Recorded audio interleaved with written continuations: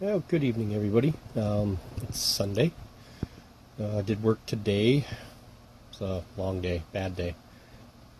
Things went bad at work, bad. But I'm home. Been home for a while now. I did some rehousings. Couple I've been putting off, and I finally decided I'm going to go ahead and do them.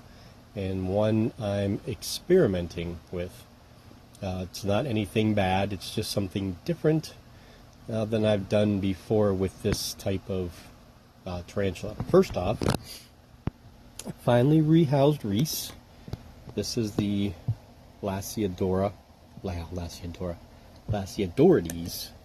polycuspalitis, the Peruvian blonde. It's one of my favorite tarantulas overall.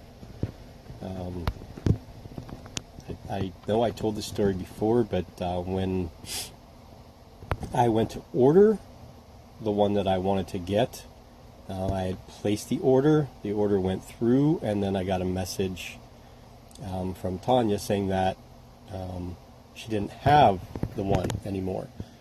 She only had the one, and Tom Moran was the one that actually got it probably within minutes or so before I actually put my order in. So she got another one, or two or three, I don't know how many actually, and a couple of weeks later I picked up this one. So I've had this one for over a year, or right around a year. I think. Maybe not that long.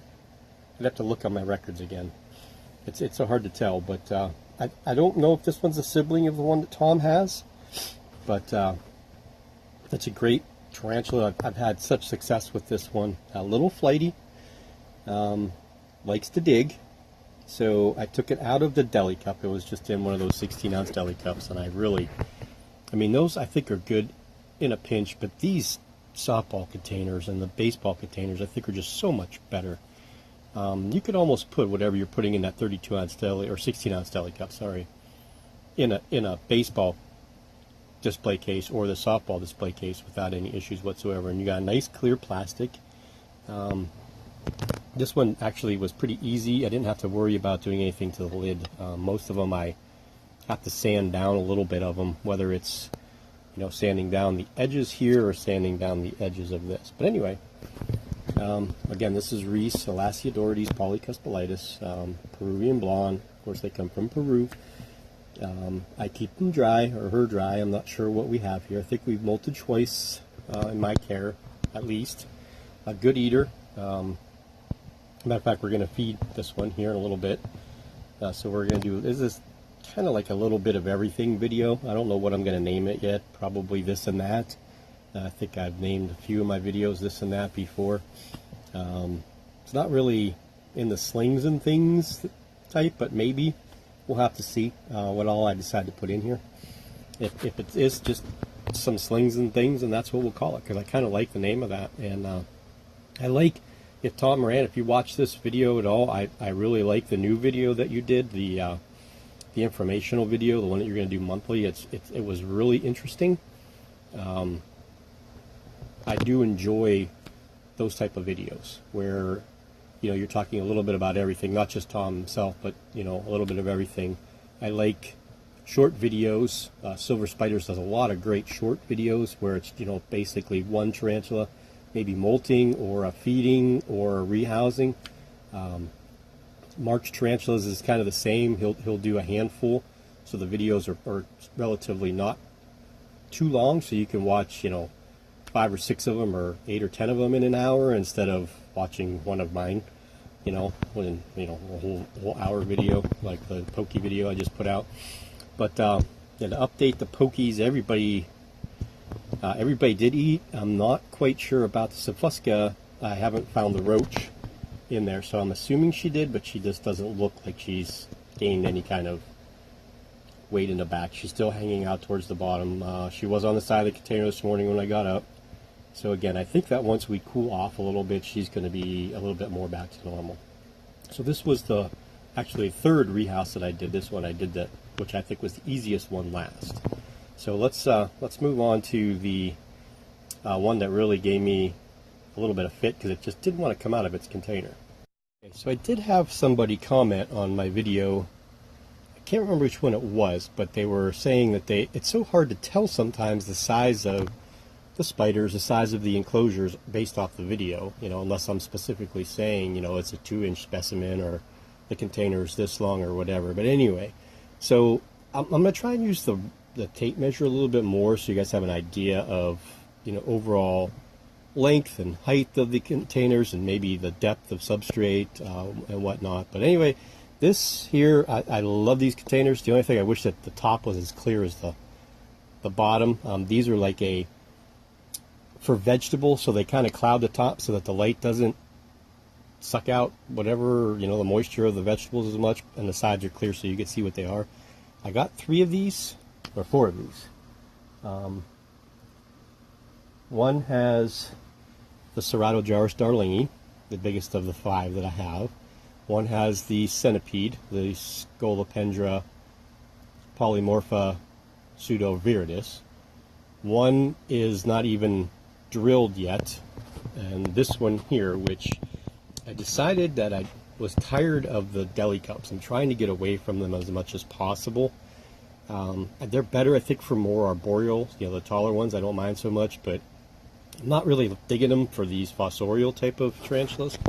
So I moved my Ephebopus cyanognathus, the blue fang tarantula, out of the deli cup, 32-ounce deli cup, into this. Now this container, as you can see, is right around, at the top is probably about 6 inches by about 4.5 inches tall, and probably about 3 inches wide. Probably at the top 4 inches. Yeah, about 4 inches. So it's a decent sized little container. I see that, Dark Den's got containers that are somewhat similar to this, tad bit smaller and a little bit more square, so they're not tapered on the bottoms like this. But anyway, there is that little beauty. I'm not real thrilled about moving. We got in here and we just kind of curled up in this spot. It molted last week, so I decided that I did want to go ahead and move it into something a little bit different. The substrate's still deep enough, plenty deep enough for it to dig. I'm going to put this back on and turn this. I don't want them to take off. It's molted quite a bit without feeding much, so it kind of worries me in that aspect. I'm worried that it's going to run. So I got this cool piece of bark that I found months and months and months ago, and then one of those antlers, those fake antlers. I put them all together to make a little cove right here. Hopefully that's where the spider will go, kind of web it up, dig down inside, have a nice little spot. This one's going to take a little bit of time to adjust. It's a very timid, shy spider, very fast, but timid, and it took him a while in the last container to, really get used to its environment. So, what a gorgeous, gorgeous tarantula, though. The colors are, that I can't stop looking at them. The sling stage here, you get those bright, those yellows are spectacular on the legs there, and you get the pink and the blues on the feet, and if you see the fangs, they're really, really blue. The molt was a little too small for me to sex without getting, a microscope out and doing all that stuff, and I just didn't want to do it. I'm not really, I'm not selling a lot of these, so I don't really care what they are right now. I'm just raising them. We'll worry about what their sex are when it's a little bit easier to do. So that was the first rehouse that I did. Took me roughly 30 minutes. I had to be slow and cautious. And actually I had to get the webbing out with the spider on it, put it in here, coax it off the webbing, and then pull the webbing out. And it went to this spot and then curled up in its, I'm scared kind of mode. So that was the first rehousing that I did. The Polycuspulatus was the last one. Now let's see the middle one. Okay, so this is Chimney. This is the smallest of the 3 Chromatopelma cyaneo pubescens that I have. Denver is the biggest. He's a mature male. Arkham, who just molted last week, looks to be female. That's what it's looking. I'm really, really hoping. So what I wanted to try with one GBB was a taller enclosure. Okay, and I'm going to put this, I think you guys got a pretty good view of Chindi here. Chindi is very, very flighty. The flightiest out of the three that I have by far. So this was the old enclosure for the Iberipora soritoma. It's a taller enclosure. I will get the tape measure out so you can see the exact measurements. I'm holding the camera, by the way. We're not doing this with the tripod, but gorgeous dude, girl, whatever. Hopefully 2 females would be great.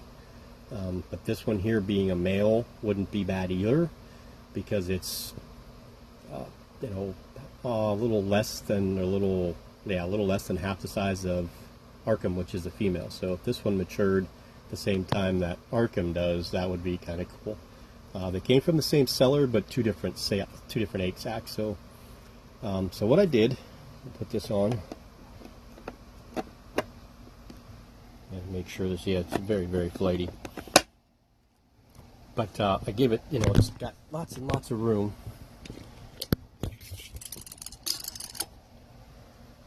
You're at about 6 1/4 tall. Not real super wide. Again, at the top it's about 4 inches, and then it's long this way too, kind of the same length, roughly 5.5 inches long.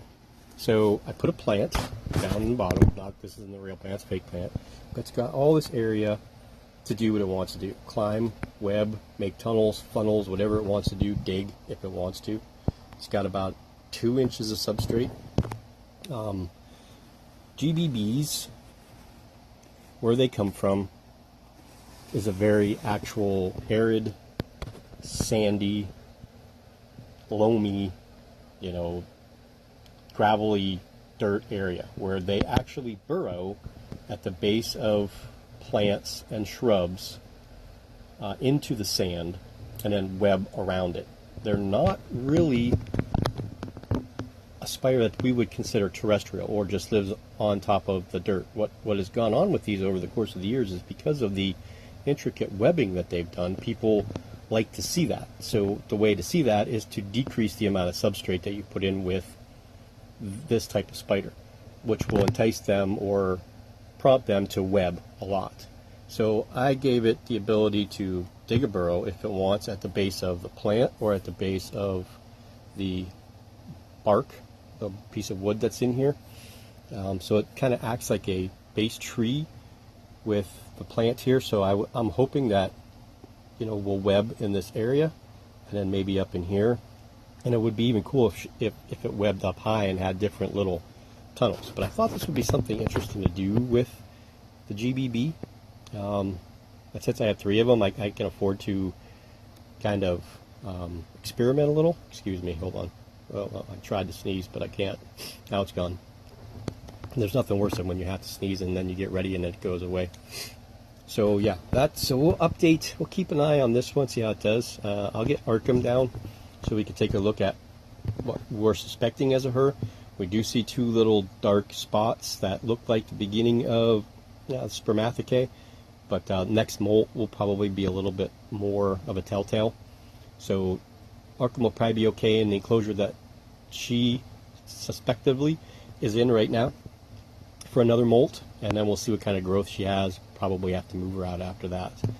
But we're going to go ahead and try feeding Chindi and Reese. We're not going to feed the Esai and Anathis because it just molted a week ago, and we're not going to feed Arkham, of course, because it just molted a week ago. But let me get Arkham down, and then we'll try and feed these 2 guys and see if there's anything else that we want to update.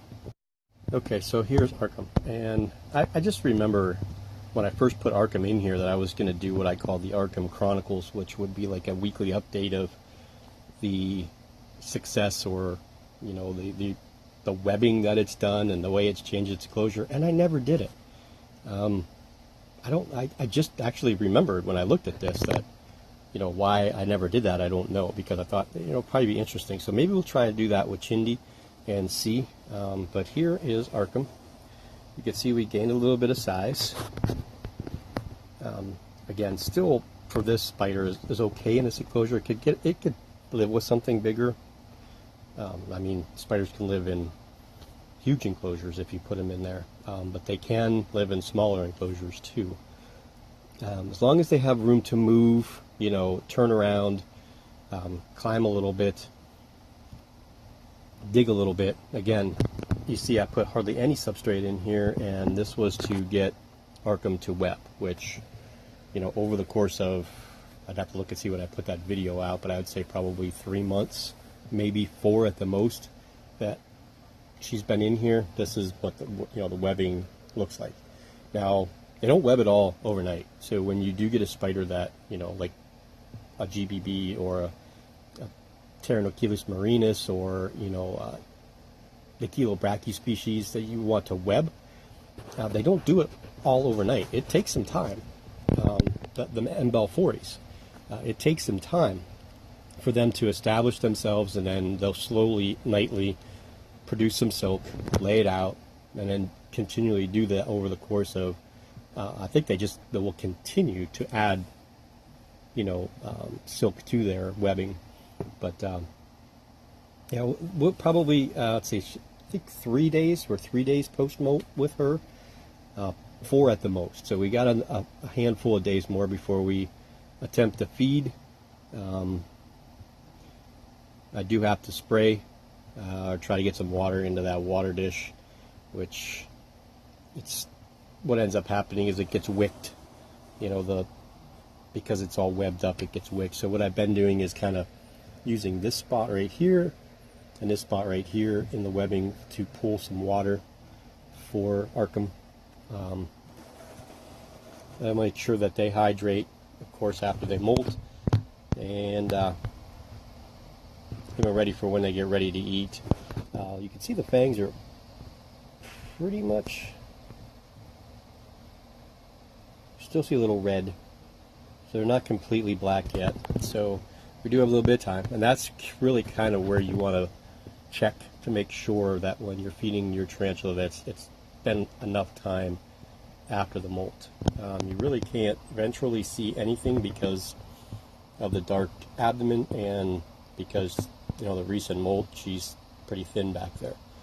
So I'm going to pause here, give her some water, get some prey items for Reese and for Chindi, and try to give them a feed. We'll get the tripod out for that so they don't have to hold it, and I'll be right back. Okay, so let's see if we can get Reese to feed. Lasiodorides, polycuspulatus, Peruvian Vaughn. You don't see these a lot. They're not a popular tarantula. It's not because they're not cool, because they're not out there. You don't see them very often.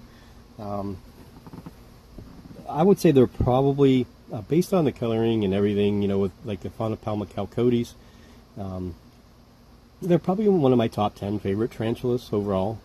And I'm going to try and put together, I was going to try and do an Asian, or an old world top 5 like Tom Rand did, but I think what I'm going to do is the top 10 tarantulas in my collection, because then you'll be able just to see the ones that I have, because again, a lot of them are still small, so they're not adult colored or adult sizes, and trying to get pictures can be a pain.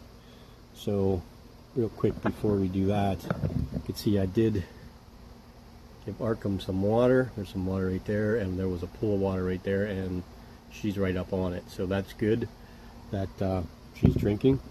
Yeah, it's always good.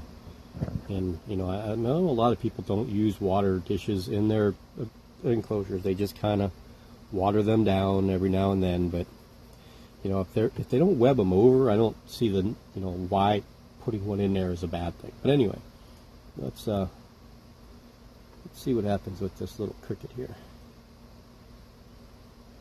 Again, now we're in a new home, so I like to try and feed them in the new home right away, so that they, again, I say that you You can't train them, you can't do anything, but as long as, if they know that there's food here, I think that their comfort level might be a little bit easier.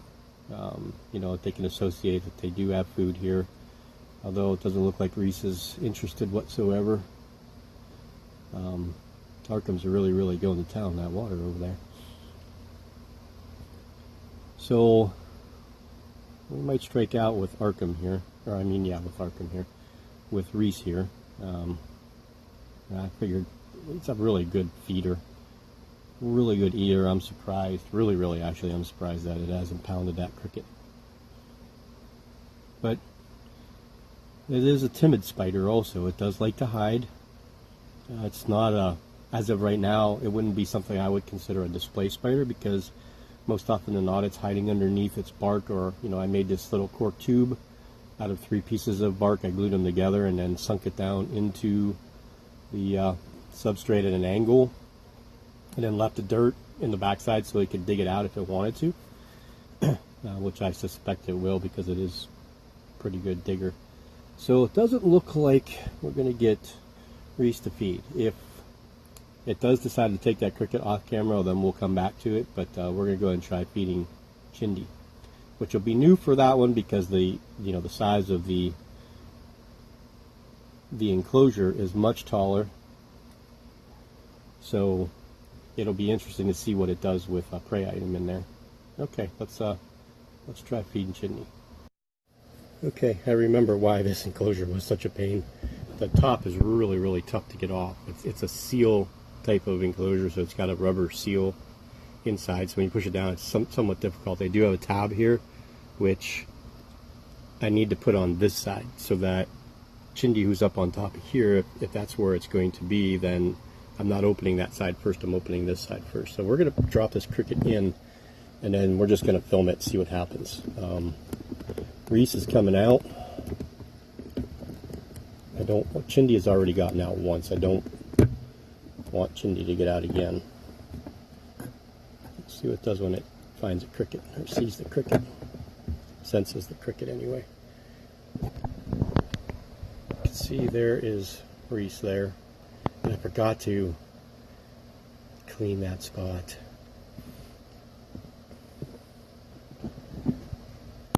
Again, this was the Eberoporosauratoma's original enclosure until I moved it into that little thing. Now the cricket is right behind. You can see it right there. Cricket's up top. The only thing that would be bad is if that cricket went behind that log, because there is a little bit of a area where it can get down.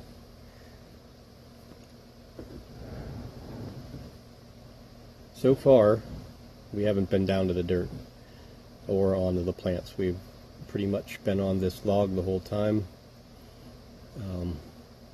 I don't worry about this spider falling and getting hurt, because they are pretty damn good climbers. Again, I think all the tarantulas can climb. It's a matter of how well they hang on to things. As you can see, Reese is doing some exploration. Oh no, I love this spider when it gets bigger. Nice 3 inches would be really cool size for this one. Again, it's another one of the blondes. So, you know, I'm kind of partial to the Chalcodes because of the blondish coloring on the legs, that tan, the Salmopaeus pulcher, which is the Panama blonde, the Lasiodorides, Polycuspulatus. I think those are the only 3 that are named blonde, that have the common name blonde. Not that. Oh, I think we may have successfully caught a cricket. I think we just caught the tail backside. We weren't on the right side to see it, but we definitely got it. GBBs are really good hunters. So I'm going to put this top on before it decides that it doesn't know its boundaries yet. We're going to turn it, like I said. See, with me fiddling, it's kind of freaked it out. Kind of freaked him a little bit. So you'll hear, there's the top. So that is going to be kind of annoying when I got to take it off, but I think that will be fine. Spider will be fine. I think it will enjoy the room. Hopefully it'll do some nice webbing, like I said, some tunnels and some odds and ends stuff. I am going to be rehousing all of the Darlingis, the Discalus, the Kilobrac, or the Cancrakens into the Matchbox containers. I want to get, because of stacking purposes, they're a lot easier to put them in those to stack on that shelf. I can get a lot more on that shelf because it'll probably be, again, real soon, within the next week to two, I'll be getting that stuff from Vlad.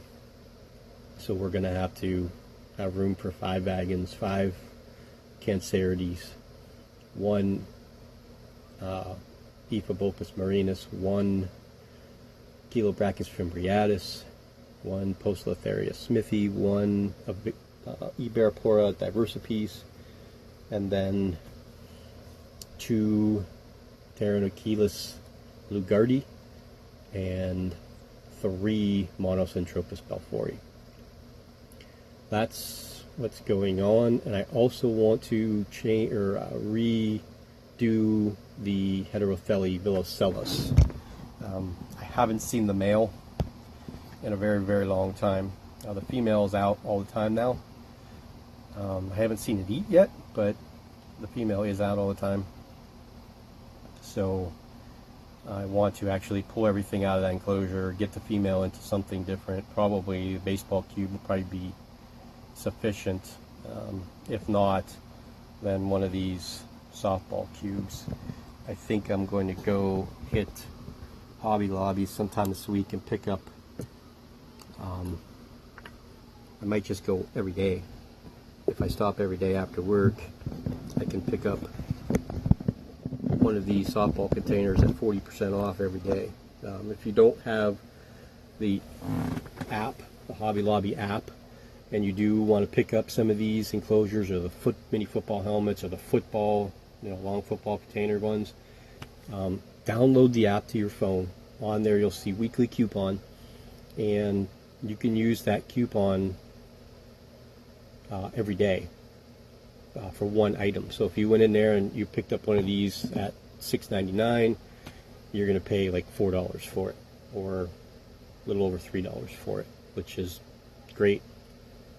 So you figure you go 5 times, you're going to save yourself $10, $15 and have some really, really nice enclosures. They're easy to use, the Dremel drill or a regular drill to put holes in it, or you could use a soldering iron. Soldering iron doesn't make as great of holes as I think if you have a higher temp, one with a finer tip is what you really want in a soldering iron. So I mean, if you're going to get one, spend a little bit more money on it than the $9.99 ones that they have at Walmart. Mine's dead. It just doesn't want to heat up all the way through, so it's not heating at the tip, but it's heating at the base. So it's kind of hard to put the holes in. So I got to get a new one regardless. But yeah, I mean, if you're going to use a soldering iron for a bunch of holes, get something a little bit more expensive. They have other ones. I think Hobby Lobby has a couple, and you could go to Home Depot, Lowe's, Value Home Center. Any of those places will have them. So again, thanks for watching. Hope you enjoyed this. Again, I don't even know what I'm going to name it. I'll figure it out when I go to put it on. And go watch everybody's update videos. Tom's got a good one, and Marilyn Moore just put out one, so go check them out. And we'll see everybody soon. Hopefully we'll have another video coming out this week with some multiple feedings, probably in the neighborhood of 18 to 20 tarantulas. A couple that have molted last week that'll be ready to eat this coming week, and I have another one of these softball containers that I want to get set up. I think that's what we're going to use originally for the 3 Belfories, and we're also going to put the smallest Belfory that I have in, so we're going to have a communal of 4 inside one of these containers. So I'm looking forward to all that. You can see that Chindi is now down on the bottom. So we did a little bit of webbing up top, and now we're down on the bottom, getting ready to have our meal. Reese has not eaten. Reese is back there in the corner. So again, thanks for watching. I hope you guys enjoyed it. And please, I'm looking for ideas on videos.